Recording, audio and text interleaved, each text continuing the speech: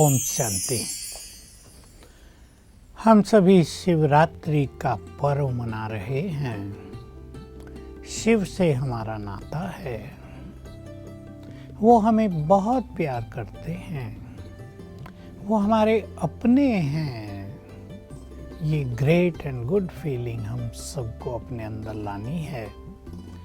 शिवरात्रि, जिसे हम ब्रह्मवत्स शिव जयंती भी कहते हैं, शिव का अवतरण दिवस मानते हैं, जब शिव स्वयं शिव भगवान इस भारत धरा पर आकर भारत को स्वर्ग बनाते हैं, मनुष्य मात्र को सत्य ज्ञान देते हैं और उस ज्ञान के प्रकाश से ये भारत भूमि विश्व गुरु लाइट हाउस संसार को शांति सुख प्रेम का संदेश देने वाला बन जाता है।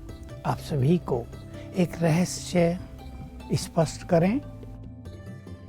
भगवान भारत को बहुत प्यार करते हैं। आप कहेंगे वो तो सबका है, और देशों को क्यों नहीं करते? करते तो सबको हैं, पर कम ज़्यादा तो होता है ना। अपनी जन्मभूमि से सबको बहुत प्यार होता है।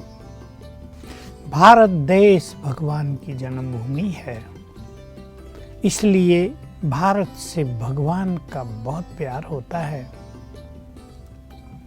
क्योंकि वो भारत में ही अवतरित होते हैं और किसी देश में न उनको बुलाया जाता न वो आते। श्रीमद् भगवत गीता का जो ये श्लोक है, यदा यदा ही धर्मस्य ग्लानिर्भवति भारत, एक्चुअली इसमें लोगों ने गलत व्याख्या कर ली और गलत व्याख्या ये हो गई कि भारत शब्द अर्जुन को संबोधित करके कहा जा रहा है, जबकि ऐसा नहीं है। भारत में भगवान आते हैं, भगवान ये बता रहे हैं। ये रहस्य सभी को जानना चाहिए, इसलिए भारतवासी ही भगवान को बहुत बुलाते हैं, आ जाओ सत्य धर्म की स्थापना करो। भगवान भारत में आकर आदि सनातन देवी देवता धर्म की आत्माओं से ही मिलते हैं, इसलिए सभी को भगवान से मिलने की एक आंतरिक तीव्र इच्छा रहती है। और देशों में आप देख लो, और धर्मों में जाइए, आप उनसे प्रश्न पूछिए, क्या आपको भगवान से मिलने की इच्छा है? उत्तर आपको संतोषजनक नहीं मिलेगा। भारत में हिंदू धर्म से सनातन धर्म वालों से पूछिए, वो कहेंगे भगवान मिल जाए तो और क्या चाहिए, क्योंकि वे आकर अपने वत्सों से मिले थे। उन्होंने अपने ब्रह्मा वत्सों को सत्य ज्ञान देकर पवित्र बनाकर इस भारत भूमि को महान बनाया था। वे आते हैं, ये नहीं कि वे नहीं आते। कई संप्रदायों वाले मानते हैं कि भगवान तो सब जगह आएगा कहाँ से। ये धारणा ही गलत है, सब जगह है नहीं। वे परम धाम के वासी हैं और वहाँ से वे इस धरती पर अवतरित होते हैं। अवतरित न होते तो उनकी शिवरात्रि भी न मनाई जाती, उनकी मूर्तियाँ भी न होती, उनका गायन भी न होता।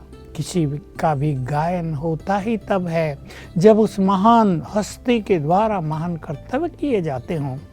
भगवान को हम दुख हरता सुख करता कहते हैं, ऐसे ही कह देते हैं क्या? उन्होंने कभी मनुष्यों के दुखों को हरा है, हम उसे मुक्तिदाता कहते हैं, बिना मतलब नहीं।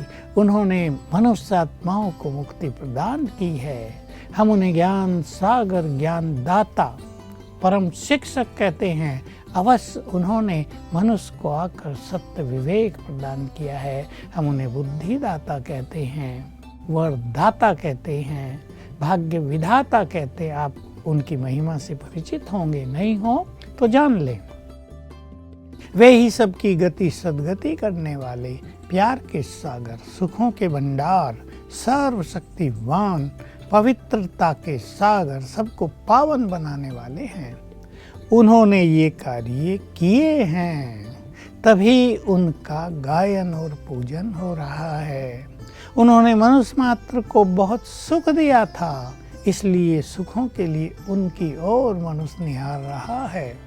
तो भगवान आते हैं, ये हमें बहुत अच्छी तरह विश्वास हो जाना चाहिए। और जैसा हम आपको कह आए हैं, ये उनके आने का सर्वोत्तम समय है, क्योंकि धर्म की पूरी तरह ग्लानि हो गई है। मैं सुना दूँ संक्षेप में फिर से। सतयुग में धर्म के 4 चरण, त्रेता में 3, द्वापर में 2 और कलयुग में 1। और अब कलयुग के अंत में वो 1 भी 5-10% रह गया है। तो ये धर्म ग्लानि का समय है। महाविनाश की तैयारी हो चुकी है। युग परिवर्तन की भविष्यवाणियाँ बहुत आ रही हैं। सभी लोग कह रहे हैं युग बदलेगा, सूर्यवंशियों का राज जाएगा, ये तमो प्रधान दुनिया समाप्त होगी। हम सब देख रहे हैं संसार युद्धों के दौर से गुजर रहा है। युद्ध प्रारंभ हो गए हैं और ये युद्ध चलते चलते महाभारत युद्ध में बदल जाएगा। महाभारत के समय भगवान थे, पांडवों के साथ थे, उनके गाइड थे, उनको ज्ञान दिया उन्होंने। वही श्रेष्ठ कार्य परमात्मा पुनः कर रहे हैं, क्योंकि हर 5000 साल के बाद ये सृष्टि चक्र रिपीट होता है, हिस्ट्री रिपीट होती है। तो वे इस समय स्वयं आकर अपना सत्य ज्ञान दे रहे हैं, अपना दिव्य कार्य कर रहे हैं। और हम सब देखेंगे, ये भारत हमारे देखते देखते ही विश्व गुरु, संसार के लिए लाइट हाउस, संसार के लिए महान तीर्थ बन जाएगा। जब सारा संसार जानेगा ये भगवान की जन्मभूमि है।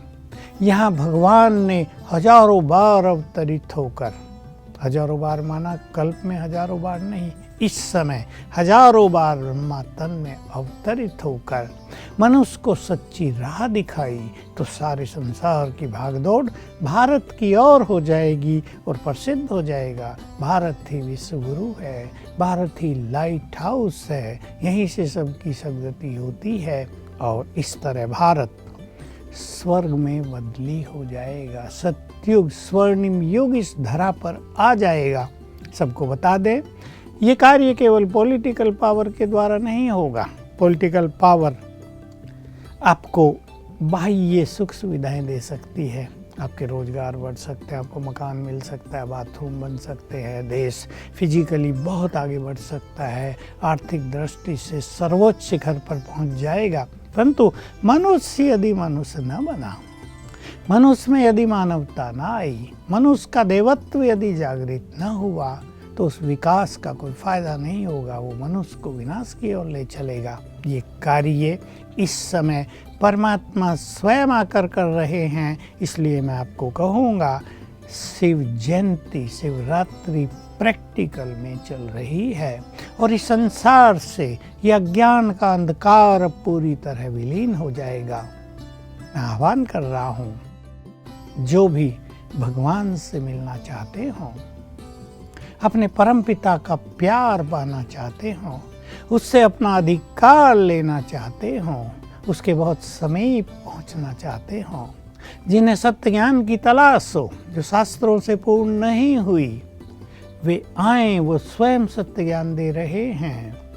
उनसे सत्य ज्ञान लेकर अपनी जन्म जन्म की खोज को समाप्त करें, अपने जीवन को एनलाइटन करें, अपनी बुद्धि को डिवाइन करें, सद्बुद्धि, दिव्य बुद्धि प्राप्त करें, भगवान से वरदान प्राप्त करें। लेकिन ये परम आवश्यक है, जो व्रत आप सभी भक्त लोग शिवरात्रि के दिन रखते आए, वो व्रत अब सदा के लिए ले लेना है। और वो है पवित्रता का व्रत। जो भगवान से मिलन के लिए आप रात्रि जागरण करते आए, अब अपने को अज्ञान की नींद से जगाकर परमात्मा मिलन का सुख प्राप्त करना है। अब ईश्वरीय नशे के द्वारा अपनी मन बुद्धि को दिव्य बनाना है, उसे एकाग्र करना है। तो आइए भगवान से मिलन करें, उससे बातें करें, उससे रूढ़ियान करें, उसका परम सुख प्राप्त करें, उसको सच्चे अर्थों में पहचान लें, उसके समीप आ जाएं और अपने इस जीवन का परम कल्याण करें। ओम शांति।